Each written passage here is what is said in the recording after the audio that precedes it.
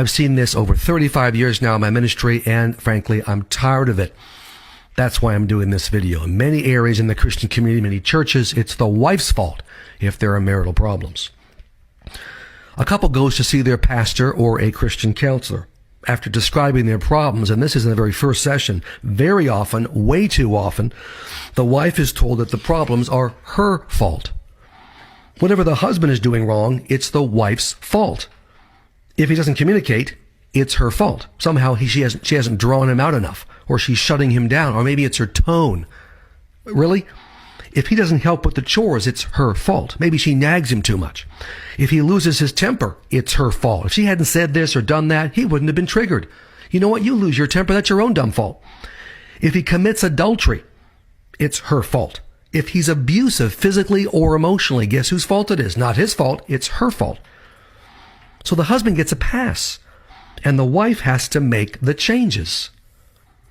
If she'll just love him more, he'll change. This is one of the traditional views in Christian counseling and in the church, and has been for years, and it's ridiculous. It's wrong. It's not biblical. So certainly she should love him. The scripture teaches that, but that is not going to make him change necessarily if he's got his own problems. If she's a better housekeeper, he'll change. If she respects him more, he'll change. If she provides more sex, especially if she provides more sex, he'll change. No, he won't. He'll just want more sex. I've seen this blaming of the wife for 35 years, as I said, and you know what? It needs to stop. Doesn't happen in my office, I can tell you that. It's wrong.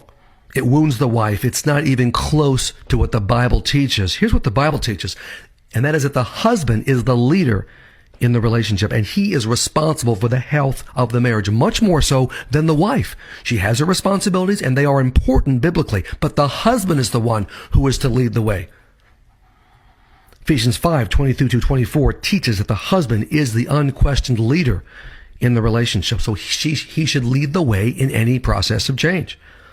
Ephesians 5:25 teaches that the husband is to love his wife as Christ loved the church and gave himself up for her.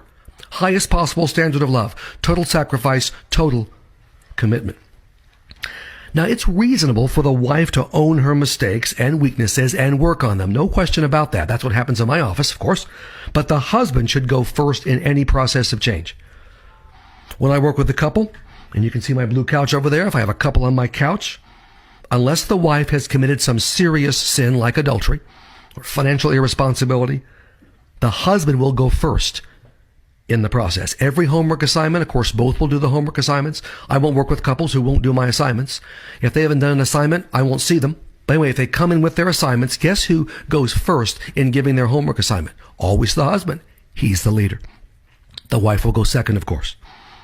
So if your pastor or your Christian counselor is blaming the wife, blaming you ladies for the marital problems, and asking her to change first, fire him. You may not leave the church, but fire your pastor as your counselor. Fire your Christian counselor who's going this direction, and find someone who will take a balanced biblical approach, which means that the husband is the one that goes first in the change process, because that's the way it ought to be done.